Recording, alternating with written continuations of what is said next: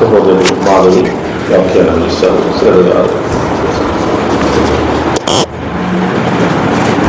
ఏది అబద్ధమైన ప్రేమ తెలుసుకుందాము.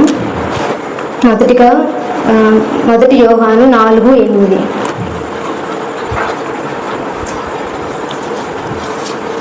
దేవుడు ప్రేమాస్వరూపి. దేవుడు ప్రేమాస్వరూపి. దేవుడు లేకపోతే ప్రేమ లేదు మన ఎడల. దేవుడు ప్రేమ అయి ఉన్నాడు. ఈ రోజుల్లో ఏది నిజమైన ప్రేమో తెలియక ఎంతోమంది దేవునికి దూరంగా జీవిస్తూ ఉంటున్నారు. ఎక్కడ నిజమైన ప్రేమ ఉందో, ప్రేమ అంటే ఏంది, ఎక్కడ ఏది అసలు మనల్ని పరలోక రాజ్యం చేరుస్తుంది అని తెలుసుకుందాం. ఎక్కడ ద్వేషాలు పగలు కక్షలు ఉంటాయో అక్కడ దేవుడు ఉండడు. ఎక్కడ నిజమైన ప్రేమ ఉంటుందో అక్కడ దేవుడు ఉంటాడు. ప్రేమలో 4 రకాలు ఉన్నాయి. మొదటిగా ఎవర్ లాస్టింగ్ లవ్, శాశ్వతమైన ప్రేమ. ఇర్మియా 31:3.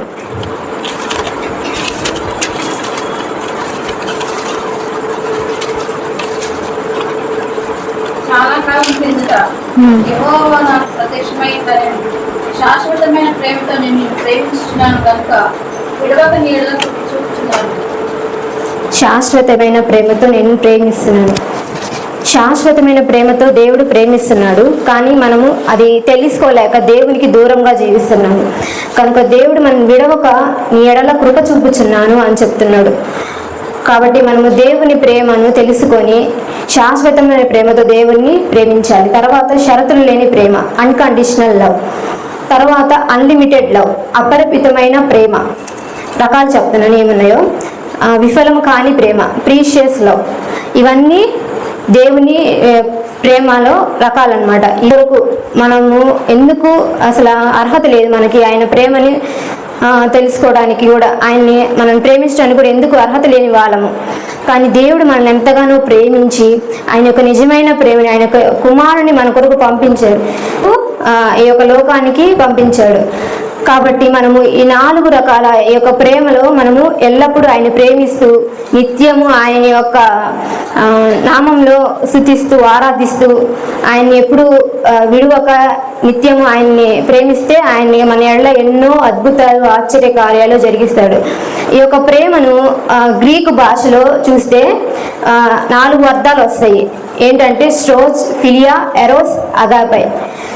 ఈ 4 వచ్చినాయి అన్నమాట. మొదటిగా స్టోర్జ్ అంటే ఏందో చూద్దాం. స్టోర్జ్ అంటే కుటుంబంలో ప్రేమ.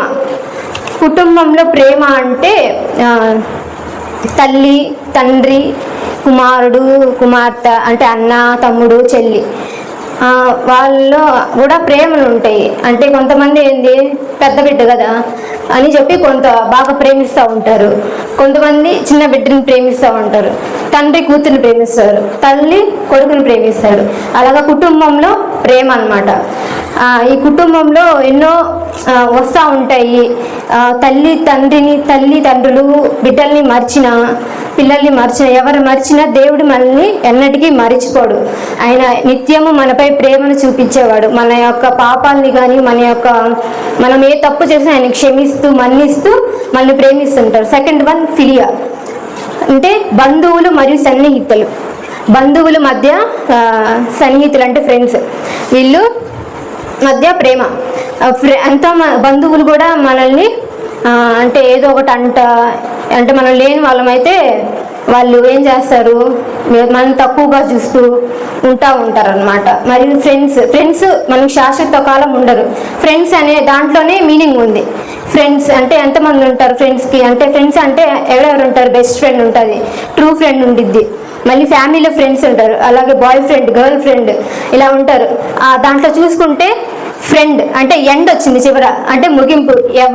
ఎవ్రీ ఫ్రెండ్ లవ్స్ ఎండ్ అంటే ప్రతి ఒక్క ఫ్రెండ్ లవ్ అంటే ప్రేమ ముగింపు, ఎప్పటికీ ఉండదు వాళ్ళ యొక్క ప్రేమ.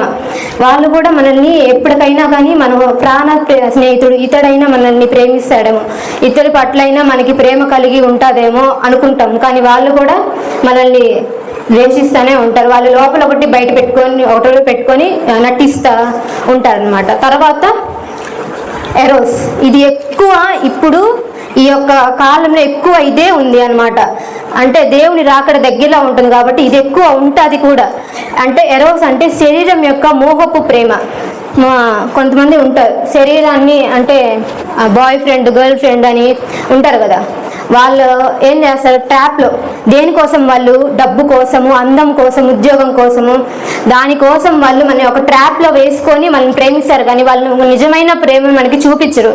అది నాకు ఉద్యోగం ఉంది అని చెప్పి కొంత అంటే అందులో ఉంటుంది డబ్బు ఉద్యోగం ఉంటే ఇందులో ఎక్కువ వీటి వల్లే యవనస్తులు చాలా మంది పాడైపోతున్నారు, అందులోనే పడిపోతున్నారు. సమస్తాన్ని నీకోసం త్యాగం చేసిన యేసయ్య ప్రేమని తెలుసుకోలేక వాళ్ళు ఎంతగానో అసలు దేవుని రక్షణకి లోనవ్వకుండా, ఆయన రక్షణ అంటే ఏంది, ఆయన ప్రేమ అంటే ఏంది అని తెలుసుకోకుండా ఈ యొక్క శరీరం యొక్క మోహపు ప్రేమలో పడిపోతూ వాళ్ళ యొక్క జీవితాలని నాశనం చేసుకుంటున్నారు. మొదటి కొరింథీ 15:3 ఉంటుంది. సమస్తాన్ని నీకోసం త్యాగం చేసిన ప్రేమని వాళ్ళు తెలుసుకోలేక ఉన్నారు. మొదటి కొరింథీ 15:3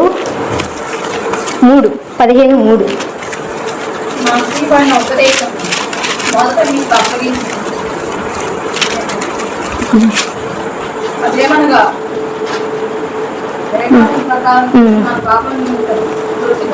సమాధి చేయబడెను, లేఖనము ప్రకారము 3వ దినము లేపబడేను.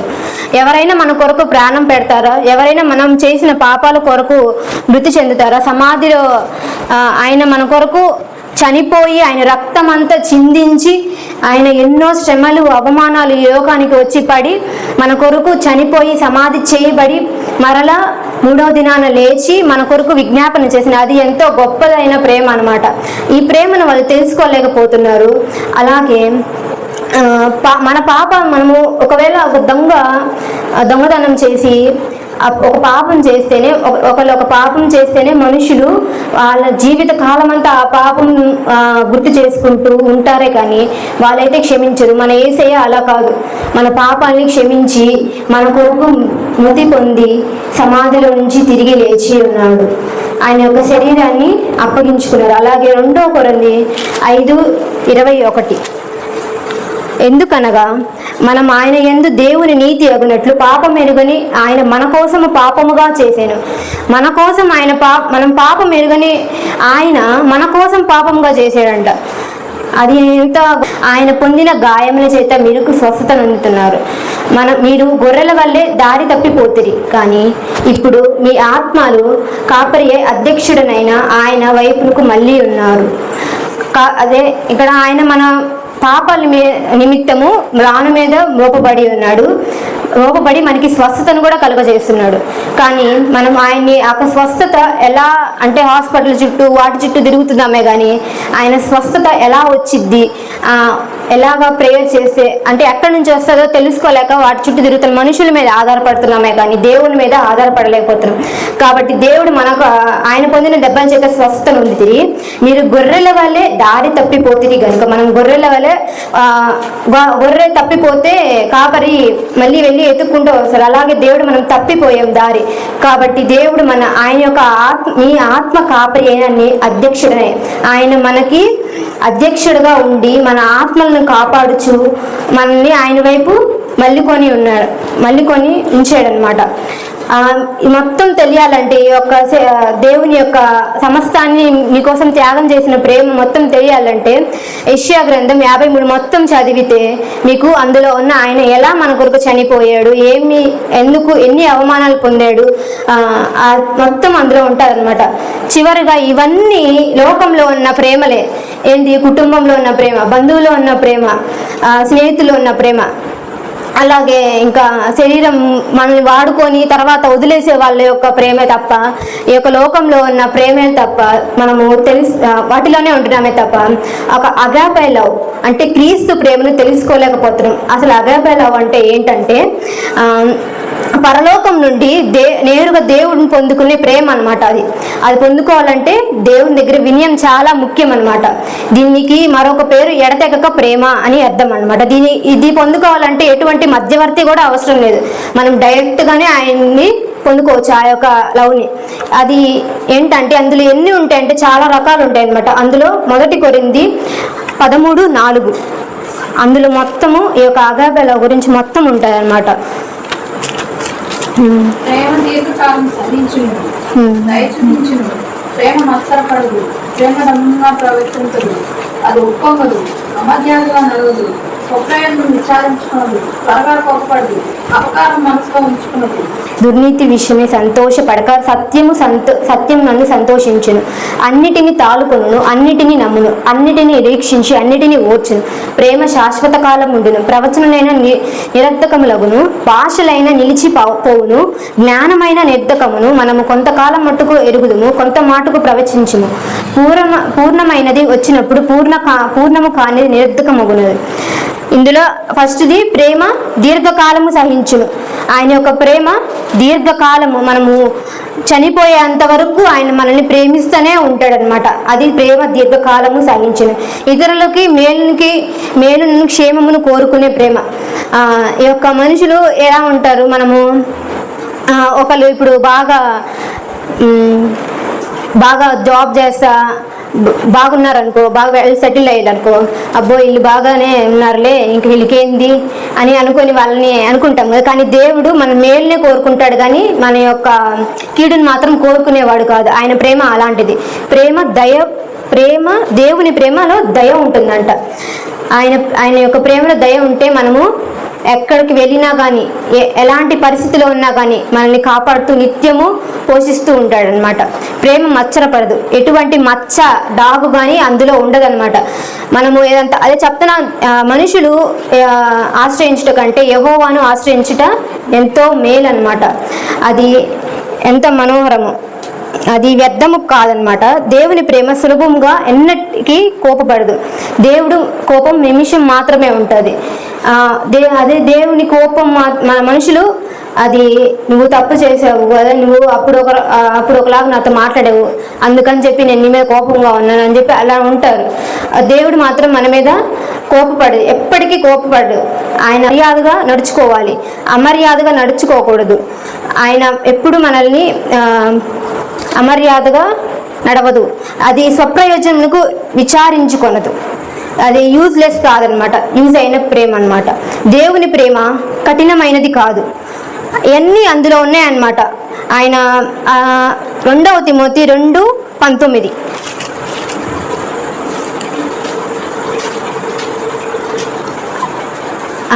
అయినను దేవుని యొక్క స్థిరమైన పునాది నిలకడగా ఉన్నది. ప్రభువు తన వారిని ఎరుగును అనున్నది. ప్రభువు నామమును ఒప్పుకోను ప్రతి వాడును దుర్నీతి నుండి తొలగిపోను. దేవుని ప్రేమ దుర్నీతి విషయంలో సంతోషపడదు. మనలో ఏదైనా పాపం ఉంటే దేవుడు ప్రేమ ఆ విషయంలో దేవుడు సంతోషపడు. మనము ఎప్పుడైతే మన యొక్క పాపాలని విడిచిపెట్టి నిజముగా ఆయన ప్రేమిస్తే ఆయన మన పట్ల అపారమైన ప్రేమను కనపరుస్తాడనమాట. దేవుని ప్రేమ సత్యమైనది, ఆయన ప్రేమ సత్యమైన ప్రేమ అంట. ఆయన వీటన్నిటినీ ఆయన ఓర్చుకొని, అంటే మనం ఎన్ని పాపాలు చేసినా ఆయన ఎప్పటికీ మనల్ని త్రోసివేసే దేవుడు కాదు, విడిచే దేవుడు కాదు.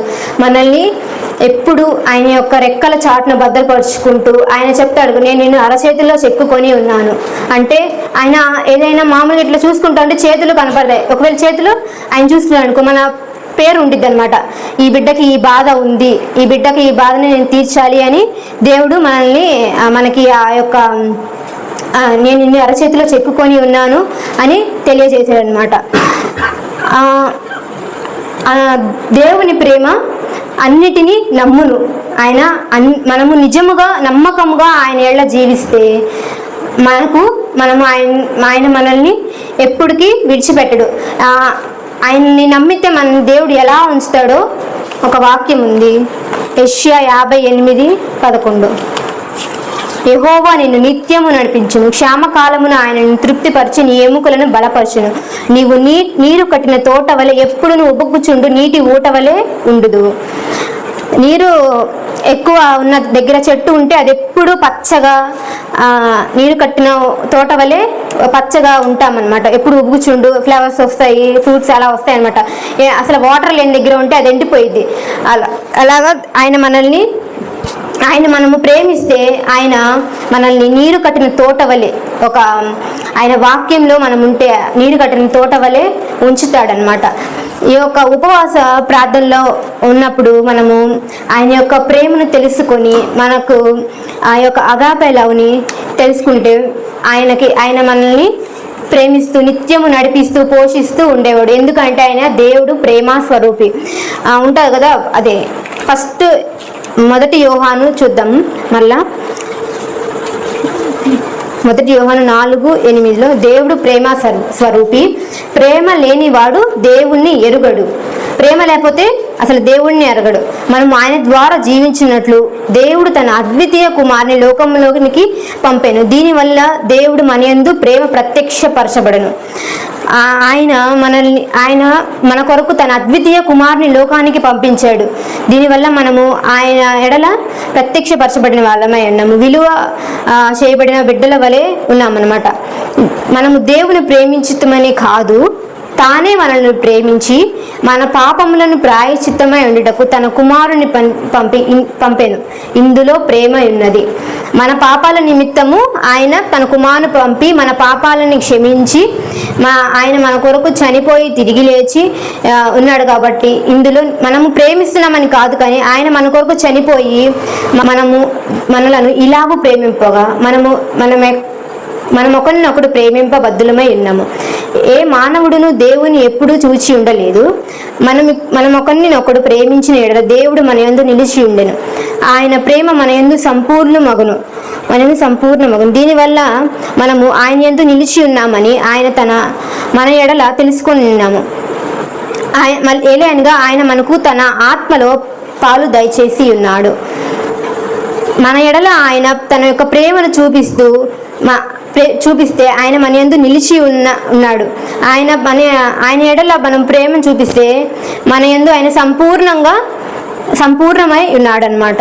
అలాగా ఆయన తన లోక రక్షకుడై ఉండి పంపుటకు మేము చూచిన సాక్ష్యం ఇచ్చున్నాము.